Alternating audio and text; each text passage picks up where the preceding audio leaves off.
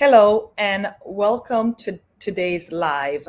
Please let me know if you can hear me before I start going live. I think the last time I had issues with the volume, so I wasn't sure if you could hear me properly, and I just want to make sure that you can hear me before I start. So if you're here with me, just let me know in the chat if you can hear me properly.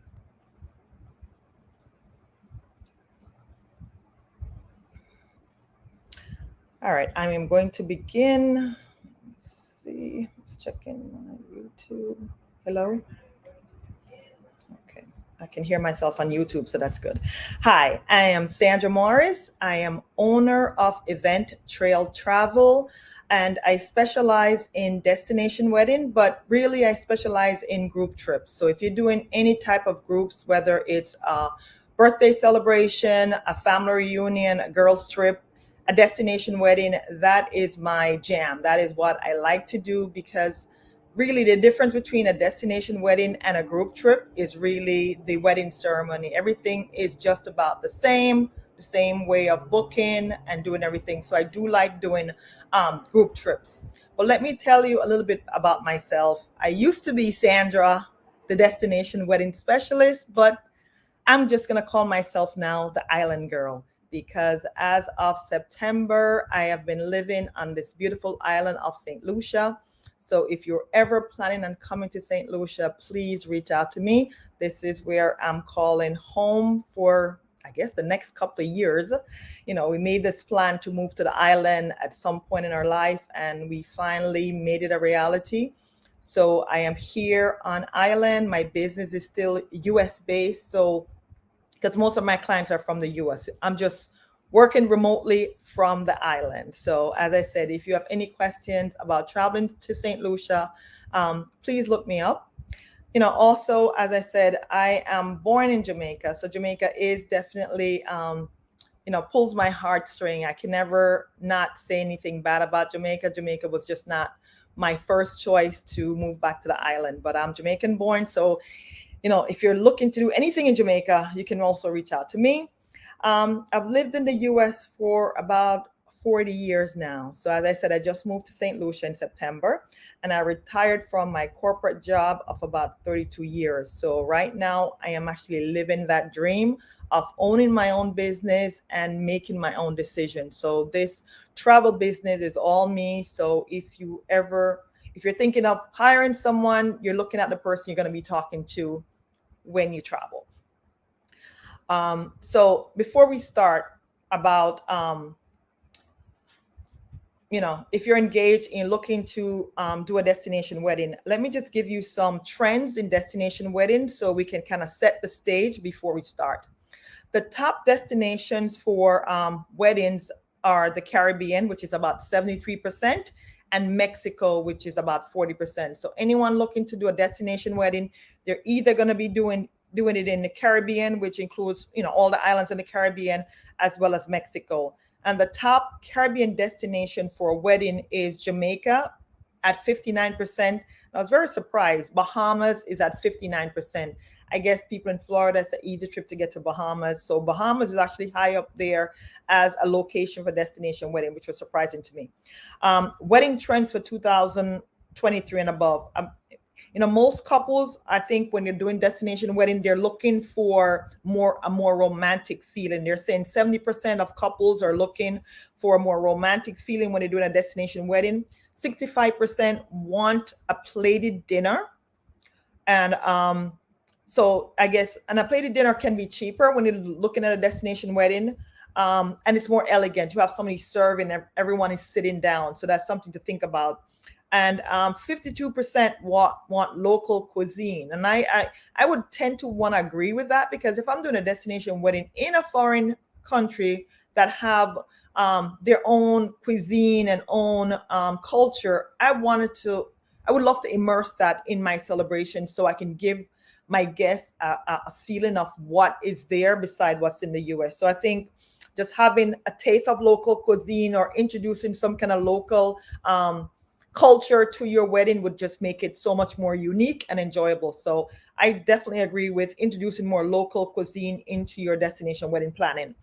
67% want a DJ, which is good news for me, because a lot of people, when I plan destination wedding for them, they just want to do a ceremony and they just do want a dinner in a restaurant. And if you do a dinner in a restaurant, you cannot have a DJ, so it's not a party. So definitely something to think about when you're planning your destination wedding. Do you want a DJ? And if you want a DJ, it'd have to be a private affair.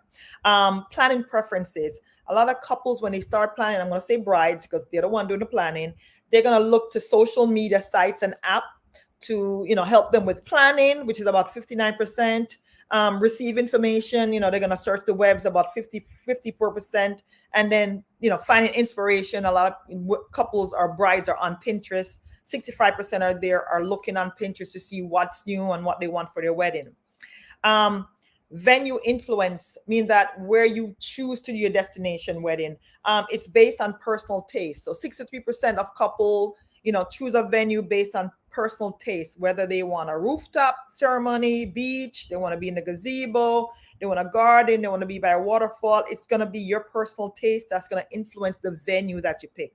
And budget is definitely a big thing when you plan a destination wedding.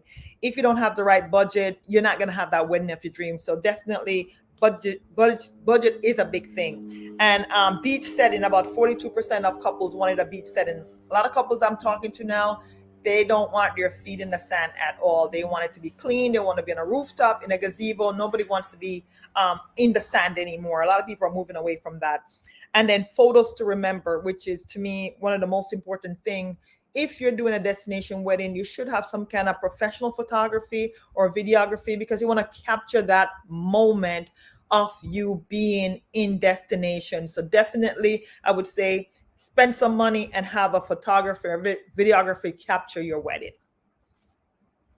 So that was planning your destination, within 2023 and above. So these are things you could think about if you're thinking about having a destination wedding, what you should be thinking about when you're picking your venue, location, the trends to see, what you're doing.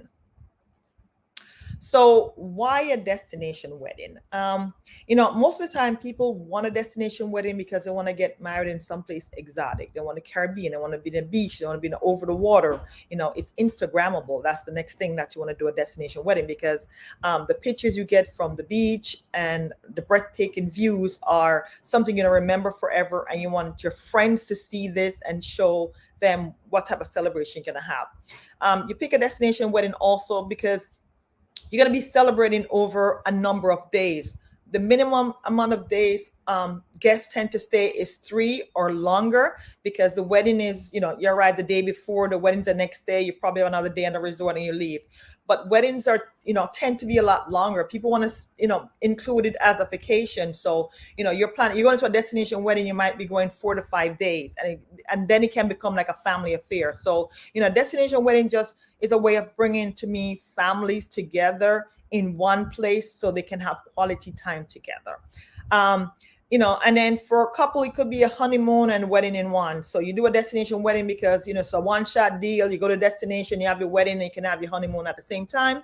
And I have cheaper, but I'm going to put a question mark on cheaper, because not all destination weddings are created equal. Compared to a US wedding, a destination wedding can definitely be cheaper, but you really have to watch your budget and make sure you're not envisioning what you can't afford. So that's one thing I would say about having a destination wedding. Yes, it can be cheaper, but it all depends on what you're spending the money on. The challenges of having a destination wedding. Yes, you want a destination wedding, but how do you plan it? Where do you start? That's always the biggest question. I want a destination wedding, but I don't know where to start. I don't know what to do. So, the biggest thing is that you're going to be having your wedding in a foreign destination that maybe you have visited once already, or you've never been there, and you're hoping that everything is going to work out right. So that's the challenge, is giving up control. You have no control of, you're telling the wedding planner all the ideas you have. Are they going to execute it the way you want it? So definitely picking the right resort that have a great wedding department is going to help you in that aspect. A lot of destination requires a passport. If you're coming from the US, unless it's Puerto Rico or the US Virgin Island, you're going to require a passport, and that means your guests will have to get a passport to travel. A lot of people have not traveled before, so it can be very scary. I have a couple that have guests who've never left the country before, so it's a challenge for them to actually go to a destination wedding. It's scary in one way, but it's also exciting. So it comes with its challenges of, make sure everybody get their passport and they know what to do when they get into destination. One of the biggest challenge, I think, with planning destination wedding is not having the right information. You get so much information from the website, from what reviews people are saying. You don't know what to believe. So it's very hard to plan something when you're relying on other people's opinion and you can't be there yourself. Always tell my couple, if you're planning a destination wedding and you have a year or more to plan your wedding, please see if you can do a site inspection, because this will help you see the location. You can see where your wedding is going to be. You can taste the food. You can meet the wedding department, so you can have that personal touch. So mean that you'll see it and you know what to expect when you get there. So if you do have time to plan a site inspection, I would say definitely do that, because that will help you alleviate some of your stress and your worries about how is it going to turn out for you.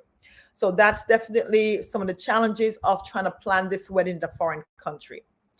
The next thing, or the number one thing I would say you need to think about, is have a realistic budget. People think, oh, having a wedding is, it's easy. It's just, you book the accommodation, you book your flight, you book a wedding package, and that's it.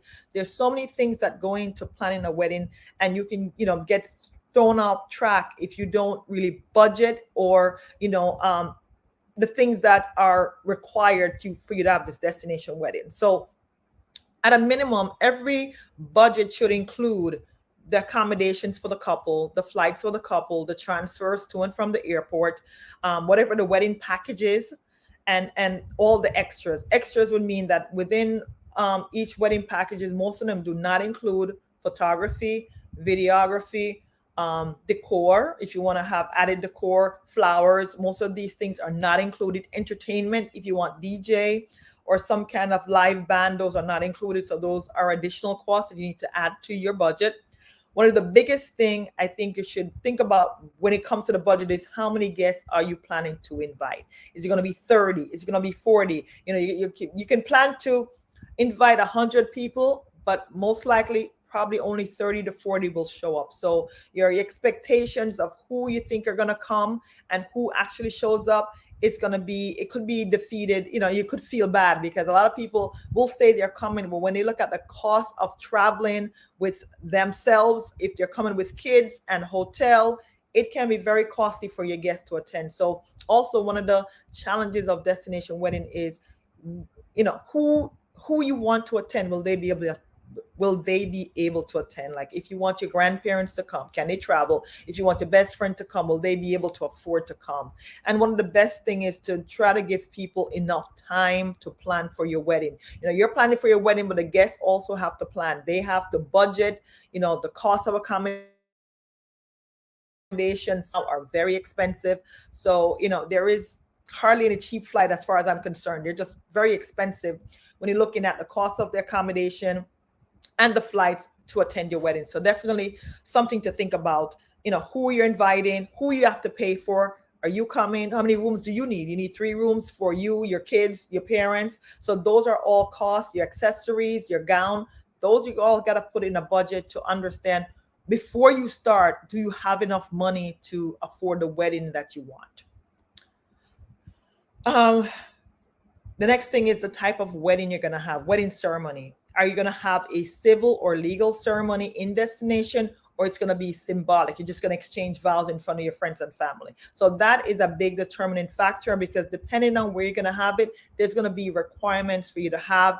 You have to arrive at the resort 3 to 4 days before your wedding if you're having a legal wedding. So you need to understand what type of wedding you're going to have. So when you start picking destination and picking date, how long you have to be in resort, what's going to cost you to have that wedding there.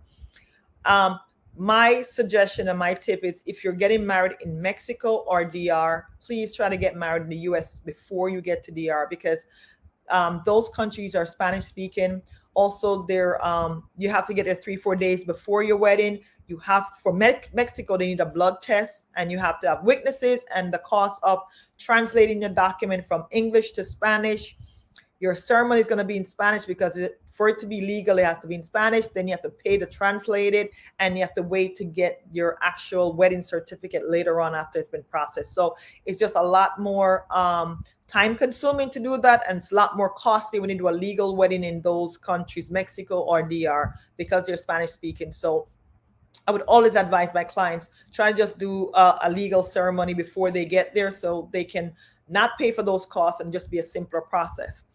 If you're getting married in places like Jamaica and St. Lucia, where I am, it's a very easy process. You get married within 24 hours. It's not that costly to do that process, so it's very easy. So most of the Caribbean, it's very easy to do a legal ceremony there, but I would just watch out if you're going to do it in Mexico or DR. So something to think about.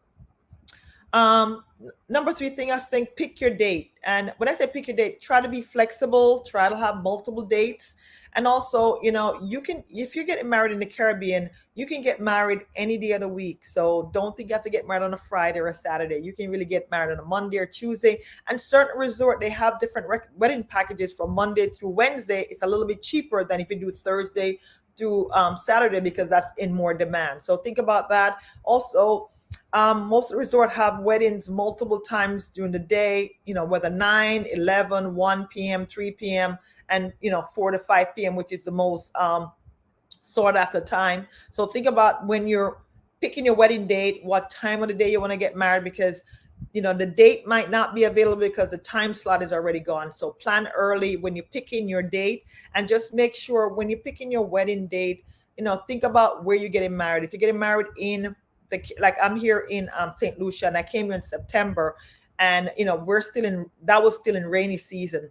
This is the last 3 days has been the only days that it has not rained almost every day. So we're right now going into what they call is dry season. So to me, look at the seasons of where in the destination where you're getting married, because you don't want to have this beach wedding. You go to Jamaica, you go to St. Lucia, and it's raining all day. You can't have that outdoor wedding you're looking for. So think about the dates you're picking. So now until May is probably great for the Caribbean because it's less rain. We're coming out of the hurricane season, and everything is so unpredictable because of global warming that nobody can say you're going to have this great day when you try to get married. So think about being flexible on your date, and pick your date carefully when you're looking for your date. Try not to pick holidays, and try not to pick, I think September is great because kids are back in school and tends to get cheaper in the fall. So think about these things when you're picking a date. If you're not tied into a specific date, try to pick a date when it's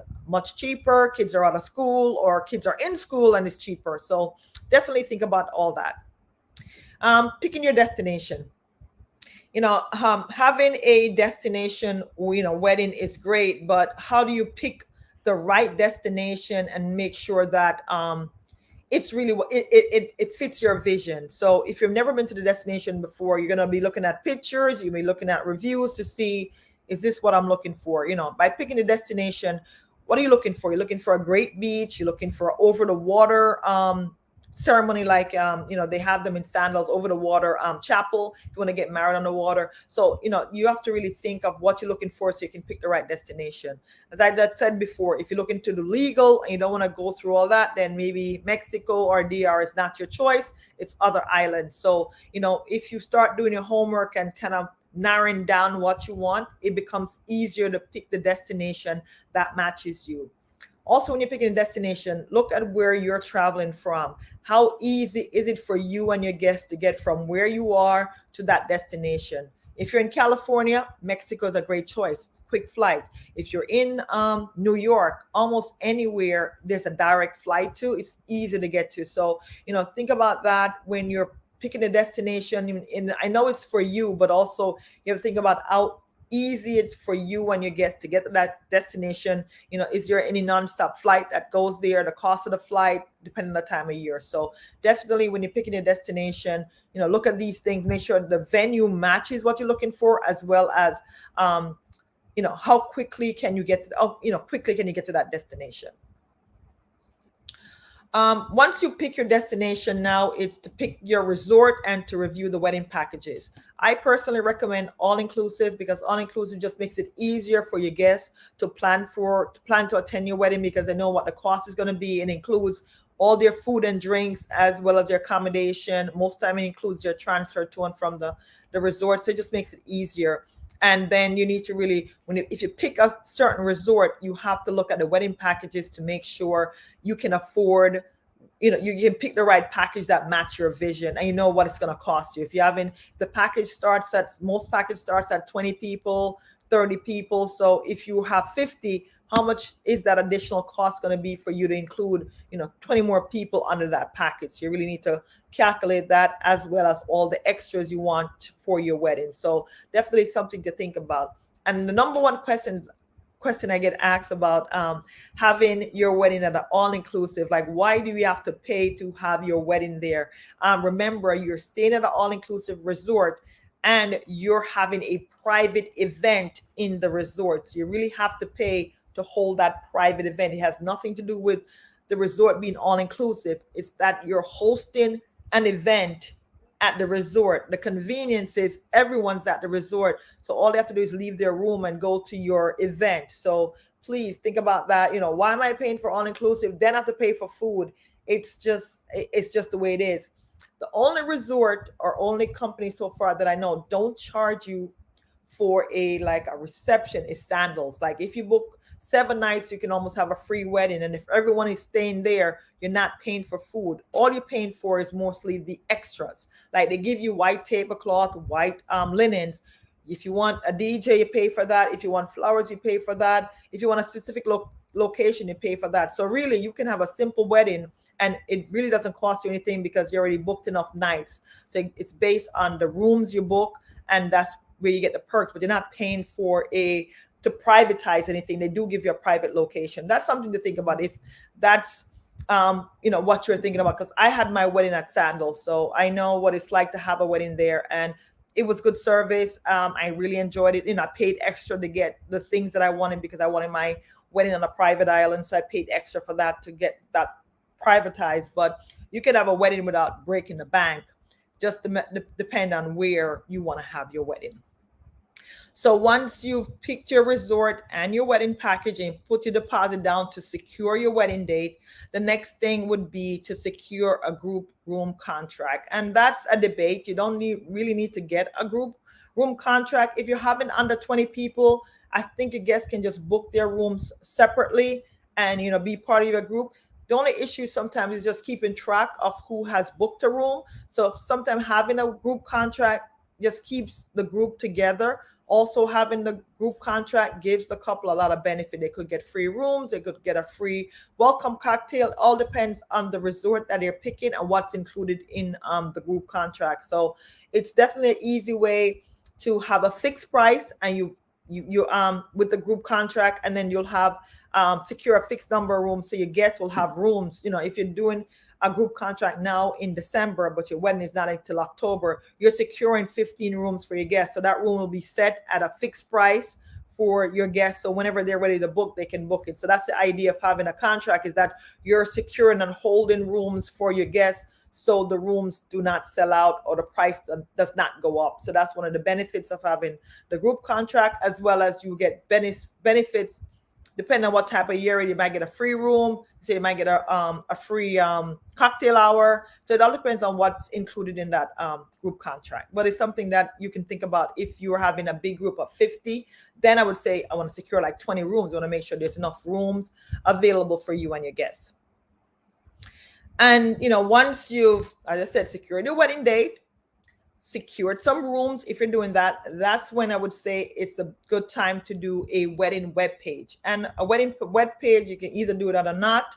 If couples work with me, I actually give them a free wedding web page, which I put all information down, as it relates to the wedding, to the booking their rooms, to get into the resort. So I try to give them as much information as they can, so all the guests could just go to that wedding web page and get the information they need about the wedding. So instead of coming to the couple a million times, they just go to the wedding webpage that would have all the information they need. But if you're doing it on your own, you create a wedding webpage, because I think that's the best way to control what you're gonna let your guests know, and a way for them to all have consistent information, and for them not to come to you every single time. So creating a wedding webpage is a great way to share the information with your guests as to about your wedding. So after you do that, that's when I would send out save the dates. A lot of people send out save the dates too early, meaning that as soon as they have a wedding date, might have picked a resort, they send out the wedding dates. You kind of want to make sure you have everything in place for first before you send out the save the dates. Because when you send out the save the dates, people are going to want to know, how do I book? How do I do this? So you want to make sure everything is done first behind the scene, everything is finalized and not still in flux before you send out save the dates. Also, you want to set out save the dates to me at least 7 months or so in advance. You're doing a destination wedding. You want to give your guests enough time to plan to come to your wedding, in order to, to save, to make sure they have enough money to come to your wedding. So definitely give them enough time so they can plan, if they're coming to your wedding, to get their funds together, and just give them enough time. And then this is where the couple would come in. After you do save the dates, now it's time to actually plan your wedding details. And the wedding details is going to be planned with the resort wedding group. So at some point, once you've signed a contract to have your wedding there, they're going to contact you and they're going to start planning the details of your wedding. So the couple will be working with the wedding department at the resort to start planning their wedding. So that is really how the process works. And number 10, if you're feeling overwhelmed, stressed, and you want to hire a destination wedding travel specialist, you're looking at one right here. So if you need help, planning your wedding, it seems overwhelming for you to do it by yourself, then I'm available. You can schedule a free consultation to see if we're a good match and I can help you plan your wedding. Hopefully I've given you enough information here so you can actually start thinking about what you need to put in place to have that destination wedding of your dream. This is December 6th. So I am not going to be coming live for the rest of the year, but starting next week, 12 days before Christmas, I will be posting a wedding tip every single day from maybe the 14th. I don't know what 12 days is. So I'm going to be posting a wedding tip every day, whether it's on my Instagram page or my Facebook page or even on my YouTube channel, just to share one aspect of the wedding planning process that can probably help you with planning your wedding. So if you have any questions, please shoot me your questions and I'll be more than happy to answer them for you. And as I said before, if you're looking for a destination wedding specialist, please reach out to me and I'll be more than happy to see if we can work together to help plan your destination wedding. For now, have a good holiday season. And as I said before, I will be posting informative videos about just helping you giving you information on how to plan your wedding, different aspect of that. If there's any specific questions you want me to answer, please leave me a comment and I'll be more than happy to answer them. So until then, have a great holiday season and I'll see you back again live come January. And I'll be here with more tips on planning your destination wedding. Bye for now.